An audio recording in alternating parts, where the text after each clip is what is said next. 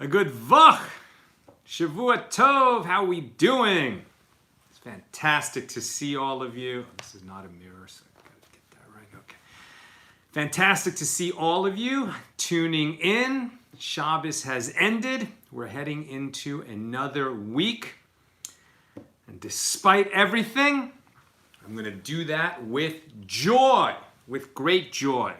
Great joy because we're having this time together. Great joy because we are engaging in the mitzvah together of learning Torah. And I'm going to start with a piece of humor. So if you tuned in early, if you got right on it, you get to hear this one of our favorite Jewish jokes. And when we get to the end of today's class, I'll explain why I started with a joke. So, at an interfaith conference, oh my gosh, a conference. Who remembers conferences? Remember when we used to have conferences? I mean, I was at APAC just about a month ago in Washington. It seems like another world, another time. It's crazy. At any rate, long before there were this plague, at an interfaith conference, there was a rabbi and a priest and an imam on a panel. And they asked them, what would you like people to say about you? What do you hope people will say about you at your funeral? So the imam went first, and he said, at my funeral, I hope they will say that I put the needs of my congregation before my own. Then they asked the priest, what do you hope they'll say about you at your funeral? He said, at my funeral, I hope they will say that I extended my ministry beyond the walls of my church. And then they asked the rabbi, and he answered, at my funeral, I hope they'll say, look, he's moving. Why did I start with the joke? You will find out if you stay with me till the end of this class. It shouldn't be too long a class since it's late on a Saturday night. But there is a Talmudic reason why I had to start this class with a joke, and you'll be hearing about it soon. We are holding on Daf 30, page 30 of Tractate Shabbos. That is Daf Lamed. We're in chapter 2, and we're going to be studying the 5th Mishnah of chapter 2, and then the Gemaras, the commentaries on that Mishnah, on the 5th Mishnah of chapter 2. So the Mishnah itself is one who extinguishes the lamp on Shabbos because he has fear. Here it says due to Gentiles, meaning if Jews are living in a place and in a time where they're being persecuted, and having a light on in the house makes it dangerous for them and they might get killed, they can extinguish the light on Shabbos.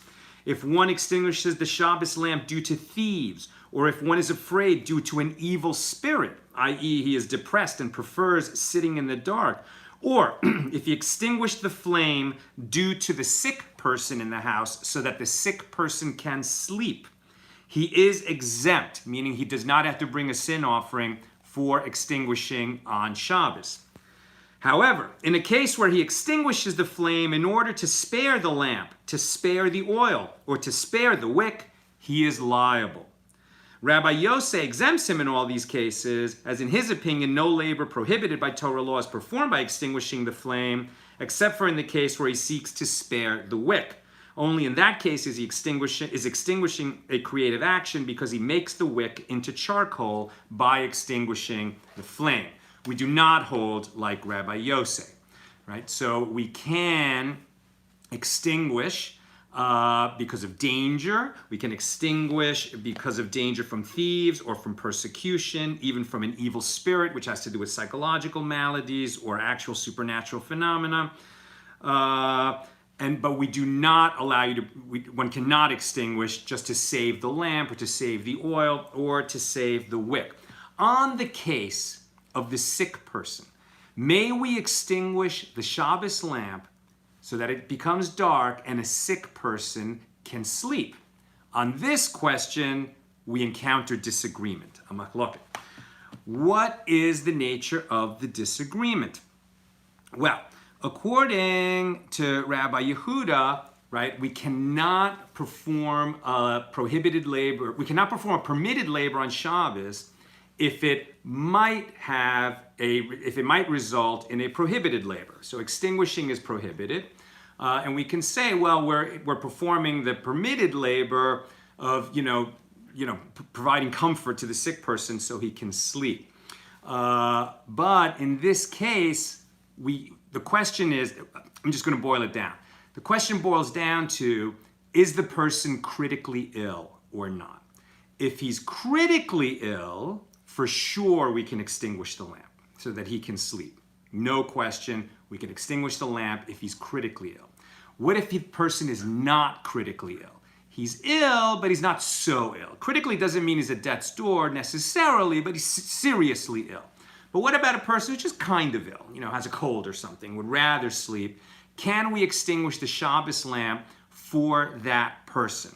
To answer this question, rather than me explaining the whole thing, I'm going to read to you a sermon that was given 2,000 years ago, a little less than 2,000 years ago, by Rabbi Tanchum. Okay, Rabbi Tanchum. And this is very much in the style that homilies or sermons were given at that time, right? So the question is a halachic question. The question is, may we extinguish the Shabbos lamp for a person that is ill, not necessarily critically ill, right? That's the question. And this is the way that Rabbi Tanchum is going to answer that question. He's going to go on a big digression, but ultimately he's going to bring it back. So we're going to learn about what the difference between King David and King Solomon in various things. And in understanding the difference between King David and King Solomon, we're eventually going to come back around to the question, may we extinguish the Shabbos lamp for a person who is ill, but not necessarily critically ill? So the question was asked before Rabbi Tanchum from the village of Nevi. What is the ruling with regard to extinguishing a burning lamp before a sick person on Shabbat? The Gemara relates that Rabbi Tanchum delivered an entire homily touching on both Agadic and halachic materials. Agada or Agadata, that's like the stories that we encounter and the wisdom and the folk wisdom that are in the Talmud, as well as halachic principles, meaning the law. What is the law? So Rabbi Tanchum is going to do a beautiful talk that encompasses both story, wisdom, and law surrounding this question. And he began and he said, you, King Solomon, where is your wisdom? Where is your understanding? King Solomon was the wisest man that ever lived, right? Not only do your statements contradict the statements of your father, King David, but your statements even contradict each other. For your father David said, this is from Psalm 115, the dead praise not the Lord, neither any that go down into silence. And you, King Solomon, said, and I praise the dead that are already dead more than the living that are yet alive. That's from Ecclesiastes chapter 4. And then again, you, King Solomon, said, for a living dog is better than a dead lion. Also Ecclesiastes chapter 9. So these are very different assessments of life and death. How do we reconcile this? So Rabbi Tanchum reconciled the contradictions in the following manner. He says this is not difficult. That which King David said, the dead praise not the Lord. This is what he is saying. A person should always engage in Torah and mitzvahs, commandments, before he dies. As once he is dead, he is idle from Torah and mitzvahs, and there is no praise for the Holy One, blessed be he, from him. Right? So when we study Torah and when we fulfill our obligations to do the commandments, it is a form of praise for God. And when we're dead, that's not going to be available to us. We won't have bodies, so we can't study Torah in this world, nor perform the mitzvahs. What is the meaning from him? And that is what Rabbi Yochanan said. What is the meaning of that which is written? Set free among the dead, like the slain that lie in the grave, whom you remember no more, from Psalm 88. When a person dies, he then becomes free of Torah and mitzvahs. And that which King Solomon said. So now So we're reconciling these three statements, right? He started by saying there were three statements that don't make sense together, right? What King David said, one statement, and now two of King Solomon. And Solomon said, "And I praise the dead that are already dead." He was not speaking of all dead people, but rather in praise of certain dead people. As when Israel sinned in the desert, Moses stood before the Holy One, blessed be he, and he said several prayers and supplications before him, and his prayers were not answered. And when he said, "Remember Abraham, Isaac, and Israel, your servants," meaning Abraham, Isaac, and Jacob, his prayers were answered immediately. Consequently, did Solomon not speak appropriately when he said, "Wherefore I praise the dead that are already dead"? Meaning, certainly the merit of the deceased forefathers is greater than that of the righteous people who are alive, right? So Moses couldn't rely on his own merit to win a prayer, to have his prayer answered, and he invoked the merit of our ancestors, Abraham, Isaac, and Jacob. And we do that every day, more than three times a day, but at least 3 times a day in the Amidah. We invoke the merit of our ancestors because their merit is greater in heaven than our own here. Alternatively, the way of the world is such that when a flesh and blood prince issues a decree on the public, it is uncertain whether the public will fulfill it, and uncertain whether they do not fulfill it. And even if you want to say that they do fulfill it, it is only during the lifetime of the king that they fulfill it. And after he dies, they do not fulfill it. But Moses, our teacher, issued several decrees and instituted several ordinances, and they are in effect forever and ever. And if so, is it not appropriate, that which Solomon said, "Wherefore I praise the dead that are already dead"? Alternatively, another explanation is given for the verse, "And I praise the dead that they are already dead." And it is in accordance with that which Rav Yehuda said in the name of Rav. What is the meaning of the verse that was written? "Work on my behalf a sign for good, that they who hate me may see it and be put to shame," from Psalm 86. David said before the Holy One, blessed be he, "Master of the universe, forgive me for that sin in the matter of Bathsheba." And so we'll recall the story that King David fell in love with Bathsheba, and there was an incident in which her husband was sent to the front lines in a war where he died. And then Bathsheba became David's queen. And the question is, did David sin in this matter? That was a question. And so David said before the Holy One, the Master of the universe, "Forgive me for that sin." And God said to David, "It is forgiven you." And David said to God, "Show me a sign in my lifetime so that all will know that you have forgiven me." And God said to King David, "In your lifetime, I will not make it known that you were forgiven. However, in the lifetime of your son Solomon, I will make it known." And when Solomon built the temple and sought to bring the holy ark into the Holy of Holies, the inner sanctuary, the gates clung together and could not be opened. Solomon uttered 24 songs of praise, as in his prayer there are 24 expressions of prayer, song, etc. But his prayer was not answered. I'm going to shorten it a little bit, but basically he said, "Lift up you gates that the King of Glory may answer." And the gates challenged him, said, "Do you think you're the King of Glory?" And he said, No, the King of Glory, the God, the King of Hosts. Only God is the King of Glory. And still, the gates would not open. And then Solomon said, "O Lord God, turn not away the face of your anointed. Remember the good deeds of David, your servant," meaning of David, my father. This is King Solomon talking. And at that moment, and he was immediately answered, right? So when he said, "For my merit, for my prayer, open these gates so that the ark can enter the Holy of Holies," they wouldn't open. But when he invoked the merit of his father, who was such a holy person, King David, then the gates opened. And at that moment, he was immediately answered, and a fire descended from heaven. This is in 2 Chronicles chapter 7. And at that moment, the faces of all of David's enemies turned dark like the charred bottom of a pot. And all of Israel knew that the Holy One, blessed be he, forgave him for that sin.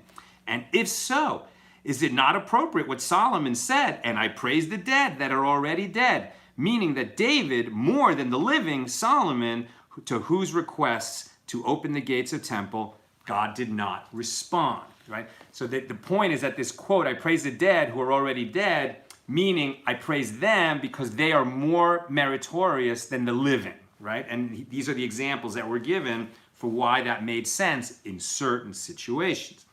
And that is what is written. On the 8th day, he sent the people away, and they blessed the king, and they went unto their tents, joyful and glad of heart, for all the goodness that the Lord had shown unto David, his servant, and to Israel, his people. And so the Gemara then goes on to explain, what does it mean that he sent the people away, and they went to their tents, joyful and glad of heart, for all the goodness that the Lord had done unto David. Solomon just built the temple. He completed the temple, he inaugurated the temple, and this whole story happens when they're inaugurating the first temple, Solomon's temple, which is so grand and magnificent, but they couldn't be opened until Solomon himself invoked the merit of his father David. And then there's a verse that he sent the people home in gladness to their tents, and when people go home to their tents, that is a euphemism, meaning they go home to their wives. The men went home to their wives and in joy and gladness, and that means that they had the way of married people, and then many, many, many, many babies were born 9 months after the temple was inaugurated, and this is all sort of ascribed to the credit, to the merit of David, right, of King David. That's the idea that Solomon is bringing down there. And then the Gemara concludes, and then the third statement of Solomon, and that which Solomon said, for a living dog is better than a dead lion. Now this contradicts what we've just been saying. Solomon said all these, dead people, Abraham, Isaac, and Jacob, and his father, King David, have more merit in heaven than the living. But now Solomon is saying, also in Ecclesiastes, a living dog is better than a dead lion. So what does he mean by that, and how is it not a contradiction of his previous statement? Well, this statement is in accordance with that which Rav Yehuda said in the name of Rav, saying, what is the meaning of that verse which David said, Lord, make me to know my end and the measure of my days? What it is, let me know how short-lived I am. Psalm 39. This means that David said before the Holy One, blessed be he, the master of the universe, Lord, make me to know my end, meaning in how long will I die? How many years do I have left to live on earth? David asked God, how many years do I have left? God said to him, it is decreed before me that I do not reveal the end of the life of flesh and blood. So David asked, and the measure of my days, on what day of the year will I die? Okay, you won't tell me how many years I have left, but can you tell me what date it will be on the calendar? What day of the year it will be? You won't tell me how many years, but what day of the year will it be? And he said to him, God said to David, it is decreed before me not to reveal the measure of a person's days. So again, David asked, let me know how short-lived I am. On what day, meaning, on what day of the week will I die? On what day of the week will I die? God said to David, you will die on Shabbat. So that question God was willing to answer. He told David that you will die on Shabbat. So David said to God, this is an incredible dialogue. David said to God, David requested of God, let me die on the first day of the week, meaning Sunday, so that the honor of Shabbat will not be tarnished by the pain of my death.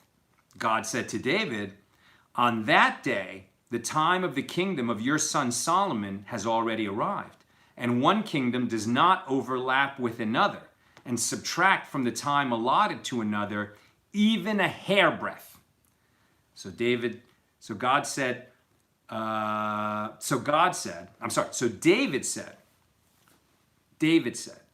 I will give up a day of my life and die on the eve of Shabbat, meaning I'll die on Friday, I'll die on Erev Shabbat.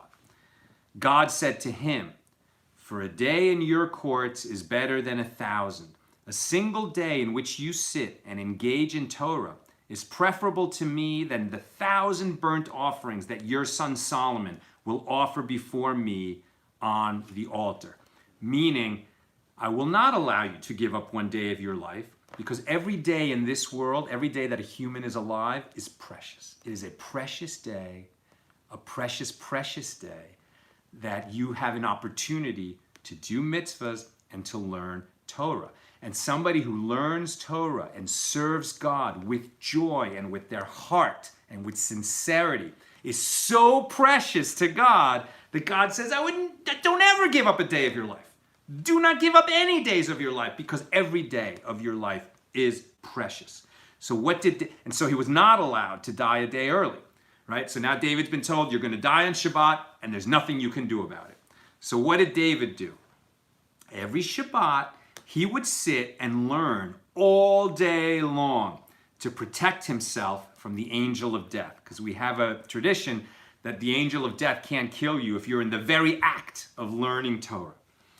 On that day on which the angel of death was supposed to put David's soul to rest, the day on which David was supposed to die, the angel of death stood before him and was unable to overcome him because David's mouth did not pause from Torah study.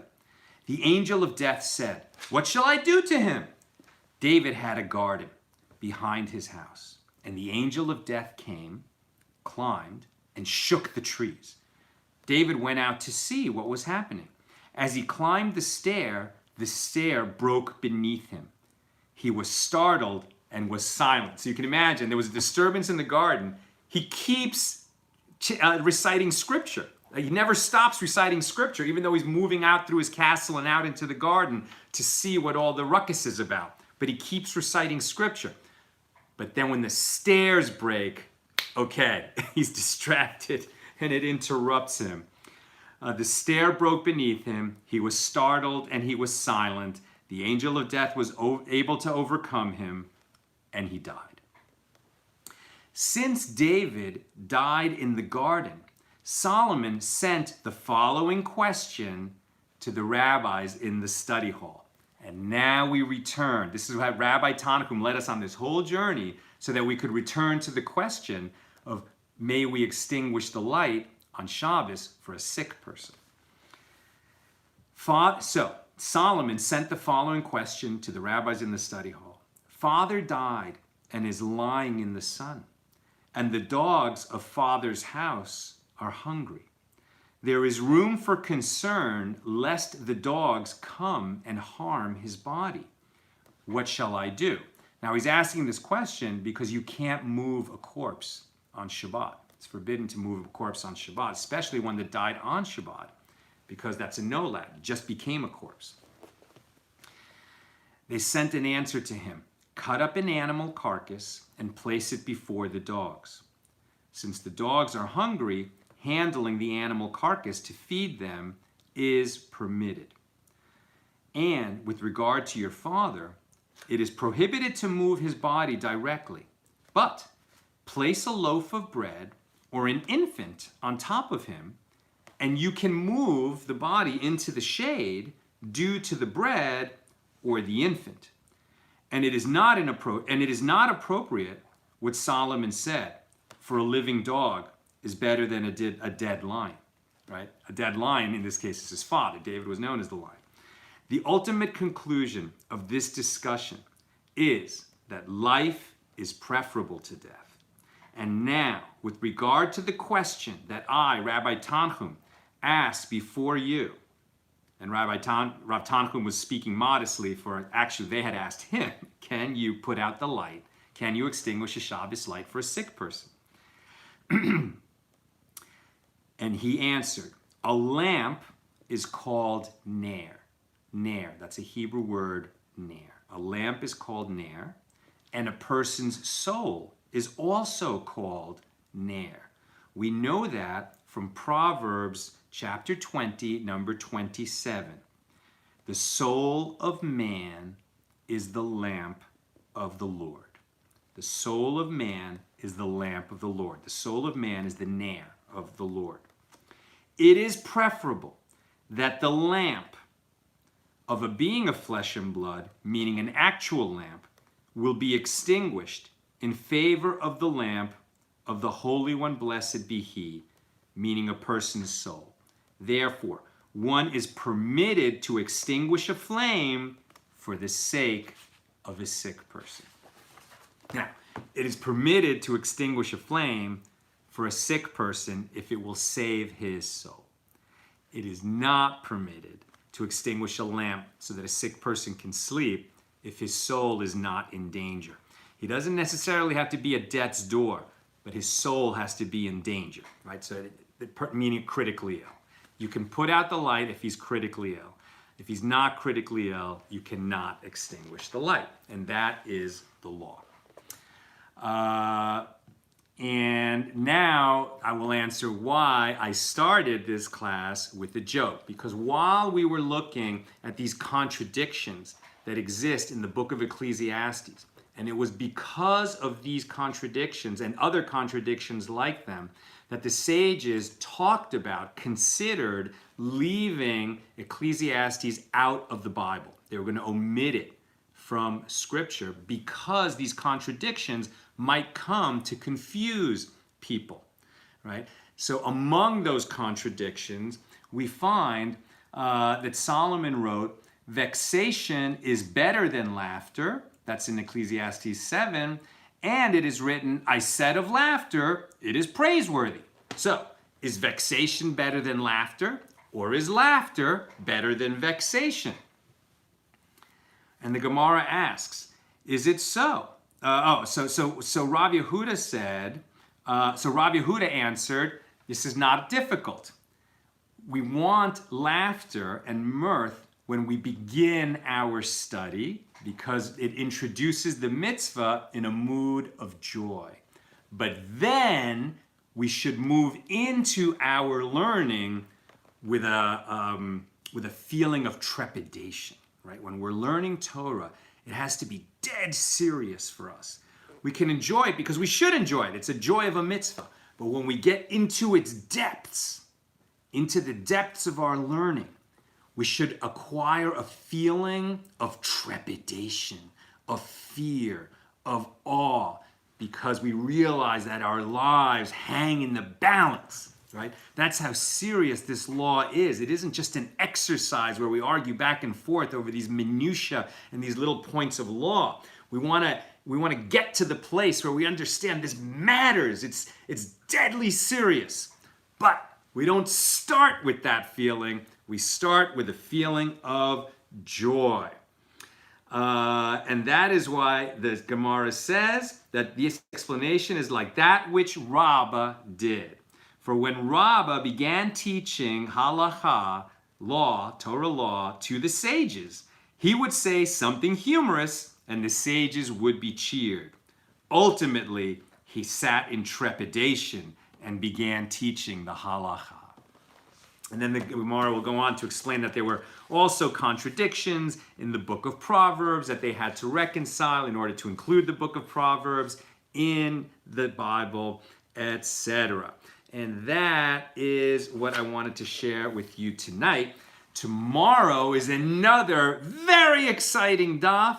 We're going to encounter the very famous story of Hillel and Shammai, where we're taught to be patient like Hillel and not impatient like Shammai. That's what I've got for us this Saturday night. I'm going to now check the comments to see if there's any questions. So if you have a question, put it in the comments and I'll scroll down. And while we're waiting to see if anybody's going to add a question, let us do a quick prayer together for everybody who is suffering the effects, who is ill from COVID-19, or who is ill with anything. And it's a tough time to be ill when you're homebound, when it's scary to go to a hospital, etc. So everybody who's ill, my friends, please join me in asking God, please grant a healing, complete and speedy, for everybody who is ill right now. And let us say Amen. All right, let me scroll up here. Looking for questions. I love to see there's people in South Africa and in the Netherlands and in Anaheim and Santa Cruz and Michigan and Texas and Indiana. It's great to be learning with all of you. We are adding, my friends, to the healing of the world. I don't see any questions.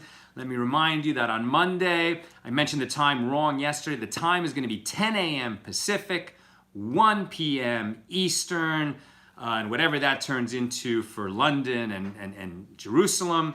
We're gonna put up a little post about it tomorrow. But Nina and I are going to be running a talk Monday morning on how to make your Seder fun and meaningful. Whether you have many people, which there's not going to be many Seders like that, but there's some families with tons of kids, or even if you are alone and having a Seder of one.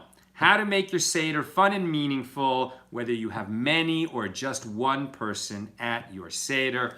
Alice Gross just says, this year in Jerusalem, amen. Perhaps Mashiach will come between now and Wednesday night, and we will all be celebrating Passover in Jerusalem and bringing the Korban Pesach. Wouldn't that be fantastic? Oh, and Arnold Albin says, may the one who brings peace for our world bring complete peace and healing for those in need of peace. See more, can I get it? Yeah, may the one who brings peace, healing, peace, or will bring complete peace and healing to those in need of peace and healing. Beautiful, Arnold. All right, my dear friends, sending you big love from the West Coast. May we only hear good news. May everyone who is sick and ailing receive a complete and speedy recovery. We say together, amen. And may we have a Shavua Tov, a good Vach, a good week. All the best.